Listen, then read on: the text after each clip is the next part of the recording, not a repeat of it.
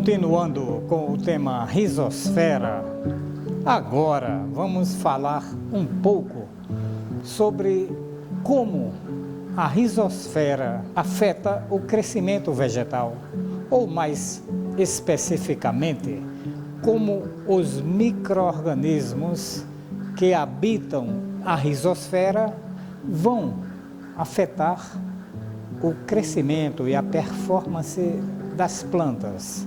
Este é o tema desta aula.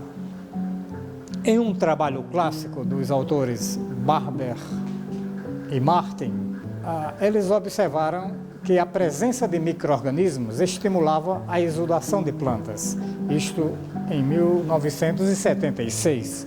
Então, por exemplo, aqui nesta ilustração, nesta primeira planta crescendo num solo estéril, 5 a 8% do CO2 fixado fotossinteticamente foram jogados aqui na rizosfera. Em um solo não estéril, ou seja, com a presença de uma comunidade microbiana atuando na rizosfera, a porcentagem de CO2 fixado fotossinteticamente aumentou para 12 a 18%, ou seja, houve um estímulo na exudação das plantas, na geração, na injeção de substâncias, como os exudatos, provavelmente secreções e outras substâncias foram jogadas na rizosfera devido justamente à presença dos micro-organismos. Isso significa o quê? Que os micro-organismos estão estimulando as plantas a fazerem mais fotossíntese e com isso, com mais fotossíntese, elas jogam mais coisas para fora. Essa, de modo geral, é a mensagem dessa figura que começou, esses estudos começaram justamente com o Barber e Martin, mostrando a importância de uma boa população microbiana no entorno das raízes. Isto para a promoção do crescimento vegetal. Com o avanço dos estudos, então, foram estabelecidos aí os efeitos, como essa população microbiana pode afetar o crescimento das plantas. Então, a gente coloca dois lados da moeda. Não são apenas benefícios, dependendo dos micro-organismos que se alojam aí na rizosfera, podem ocorrer também efeitos indesejáveis, mas de modo geral os benefícios são mais numerosos, mais expressivos do que os malefícios, como a gente vê aqui nesse slide. Aqui, por exemplo, os efeitos benéficos: decomposição e mineralização da matéria orgânica do solo, a fixação biológica do nitrogênio atmosférico, a promoção dos processos da nitrificação e amonificação, que são passos importantíssimos do ciclo do nitrogênio, a promoção de agregação e formação de estrutura do solo, produção de vitaminas, enzimas e cofatores que estimulam o crescimento vegetal, o início de simbioses mutualísticas com fungos, por exemplo, as micorrizas que iniciam na rizosfera, e também a presença dos micro-organismos melhora a tolerância das plantas à seca. Agora, acontecem também alguns efeitos que, do ponto de vista da agricultura, o crescimento das plantas não são desejáveis, como o processo da desnitrificação, quando o nitrato é transformado em N2, voltando o nitrogênio para a atmosfera. Isso é importante do ponto de vista global, mas para as plantas há perda de nitrato, ou seja, um elemento, uma forma de nitrogênio que ela podia absorver está sendo jogada para a atmosfera. Isso não é interessante. Também a questão do enxofre, o sulfato que poderia ser absorvido pelas plantas também é reduzido pela presença de muitos micro-organismos na rizosfera. Esses dois processos, é claro, em condições anaeróbicas vão acontecer com certeza. A produção também de compostos inibitórios podem acontecer alguns compostos que podem inibir o crescimento vegetal e a imobilização de nutrientes minerais. Às vezes, o solo não é muito fértil, mas tem alguma matéria orgânica e com a formação de uma grande população de micro-organismos, eles vão competir com as raízes pelos poucos nutrientes que tem ali no solo. Isso se chama imobilização biológica, ou seja, em vez dos nutrientes estarem sendo absorvidos pelas raízes, eles estão sendo incorporados nas células microbianas. Isto não é interessante do ponto de vista agrícola, na promoção do crescimento das plantas, porque está havendo uma competição entre plantas e micro-organismos por este importante fator, nutrientes no solo. Aqui um desses aspectos mostrando duas situações. Aqui, cultivo resistente ao estresse hídrico, esse lado aqui, graças à presença de fungos endofíticos originários da rizosfera. Então, nesse caso aqui, tinha fungos. Essas plantas foram inoculadas antes do plantio com fungos endofíticos. E neste caso aqui, não havia a presença desses endofíticos. Então, eles tornam as plantas mais resistentes à seca, por exemplo. Esse é apenas um daqueles aspectos que eu coloquei para vocês. Então, aqui um outro aspecto que a gente vai detalhar um pouco mais é essa questão da produção de substâncias reguladoras ou promotoras do crescimento das plantas, SRCP. O que são essas substâncias? São substâncias produzidas pelos micro-organismos que vão estimular o crescimento das plantas. Então nós temos 5 classes de SRCP: as auxinas, giberelinas, citocininas, o etileno e o ácido abscísico. Então as evidências na literatura são muito grandes, ou seja, muitos trabalhos mostrando que essas substâncias são produzidas por micro-organismos que habitam a rizosfera. E essas substâncias, é claro, vão ajudar as plantas no seu processo de crescimento. Aqui nós temos alguns desses trabalhos mostrando este efeito dos micro-organismos na produção dessas substâncias. Aqui a produção de substâncias reguladoras de crescimento de plantas por Azotobacter e Azospirillum, que são 2 gêneros de bactérias. Vejam bem, eles são diazotróficos, mas também têm essa propriedade, essa facilidade de produzir determinadas substâncias promotoras do crescimento. Então, por exemplo, Azotobacter baerenque, já foi mostrado que ele produz citocinina, auxinas e giberelinas.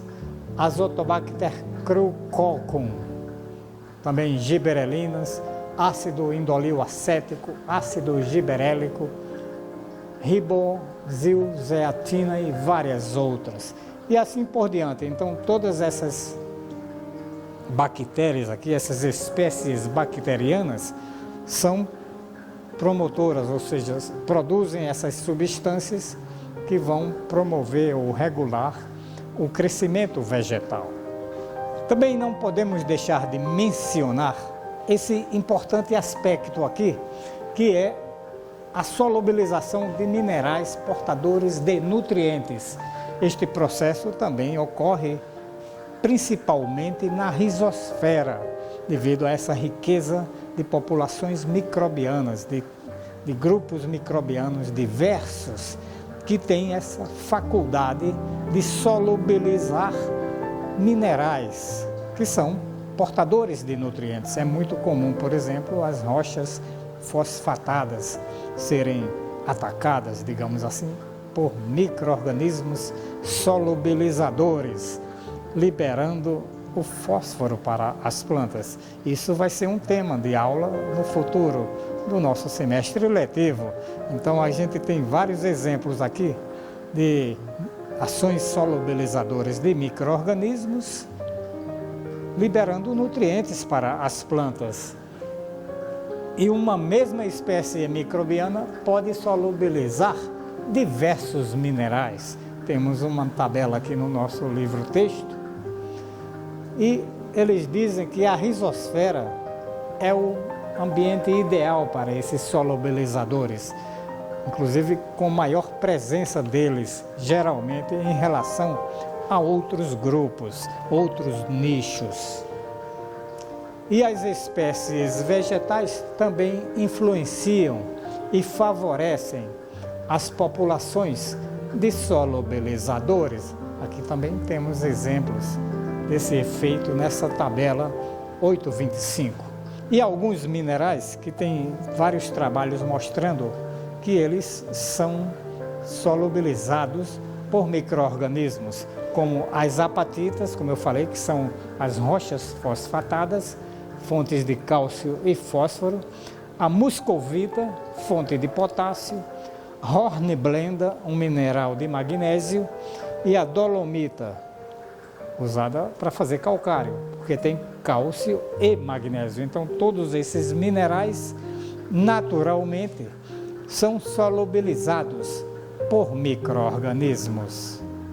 Aqui nós temos um desses trabalhos mostrando que esse processo da solubilização de minerais por micro-organismos não é trivial, é uma coisa muito importante, muito significativa no universo dos solubilizadores.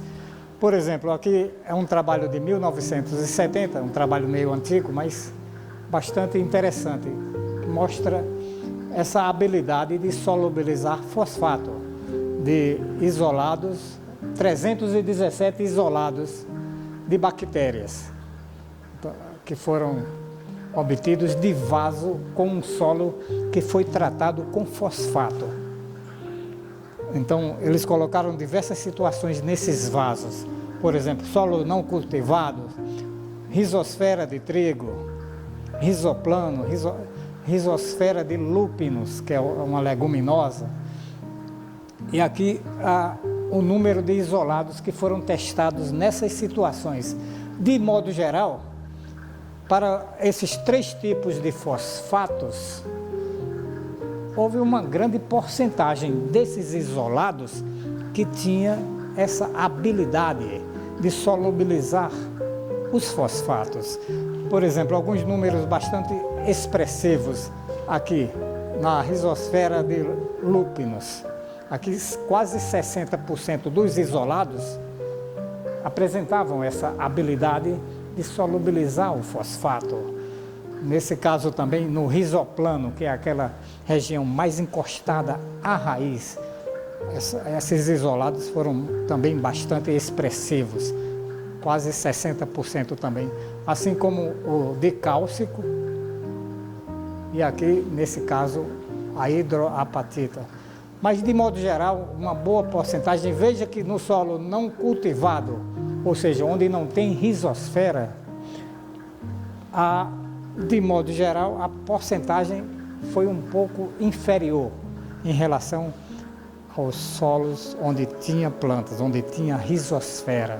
Ou seja, a rizosfera estimula a proliferação dessas bactérias solubilizadoras e assim elas vão solubilizar mais fosfato, desde que esses minerais estejam presentes no meio. Um outro efeito benéfico bastante relevante dos micro-organismos no crescimento das plantas é porque eles melhoram a absorção de nutrientes pelas plantas. Então as plantas, absorvendo mais nutrientes, é claro, vão crescer mais e melhor. Então, existem muitos trabalhos mostrando que eles podem aumentar em até 200% a absorção de nutrientes pelas plantas. Aqui não só a absorção, mas a própria translocação dos nutrientes no interior das plantas é melhorada pela comunidade microbiana. Agora, isso vai depender da espécie vegetal. Por que isso ocorre? Por causa desses processos que a gente já comentou antes. Então, os micro-organismos promovendo a fixação do nitrogênio, é claro, vão disponibilizar mais nitrogênio para as plantas. As micorrizas, aumentando a área radicular, vão favorecer aí a absorção de elementos imóveis, como o fósforo. E o que nós acabamos de falar, a solubilização de minerais diversos, portadores de nutrientes. Então, fazendo todas essas coisas, os micro-organismos, é claro, no geral, vão promover a absorção de nutrientes pelas plantas. Aqui nós temos alguns exemplos desse efeito, como aqui não dá para vocês lerem, mas eu estou explicando para vocês a influência da presença de micro-organismos na absorção de nutrientes pelas plantas. Então, aqui vários autores, nosso autor cita várias fontes para mostrar esse efeito. Por exemplo, N-total na parte aérea, em plantas de centeio ou crescidas em hidroponia. Vejam que na presença de micro-organismos, uma grande porcentagem do nitrogênio, quase 77%, foram disponibilizados, quer dizer, de nitrogênio pelos micro-organismos. Vejam que quando eles estão ausentes, apenas 31%. E de modo geral, para a maioria das situações, no caso, fósforo total, manganês e molibdênio, em todos os casos, na presença de micro-organismos, houve uma maior disponibilização desses elementos, ou seja, de alguma forma eles estão disponibilizando a partir de suas ações, em termos de solubilização de minerais, fixação de nitrogênio, etc., eles estão disponibilizando esses nutrientes para as plantas. Então, é um importante efeito benéfico dos micro-organismos, no caso, promovendo a absorção de nutrientes diversos. Um interessante efeito também dos micro-organismos que habitam a rizosfera no crescimento das plantas é a questão da quelação e complexação de metais. Por exemplo, ferro, manganês e outros micronutrientes podem ser quelatados e assim a absorção desses elementos pelas plantas se torna mais facilitada. Por exemplo, o gênero Pseudomonas tem sido observado que na maioria das plantas é um gênero bastante abundante na rizosfera. E esse gênero tem essa habilidade de quelatar metais. Foi observado que ele também produz uns agentes que são chamados sideróforos, que explicam a absorção de ferro por várias espécies de plantas. Nós temos até um pequeno vídeo no nosso canal, cujo link está aqui na tela, mostrando o efeito de sideróforos na absorção de ferro por algumas plantas. E isto aí é feito por vários micro-organismos. Um deles, essa espécie Pseudomonas fluorescens, que promove a produção desses compostos.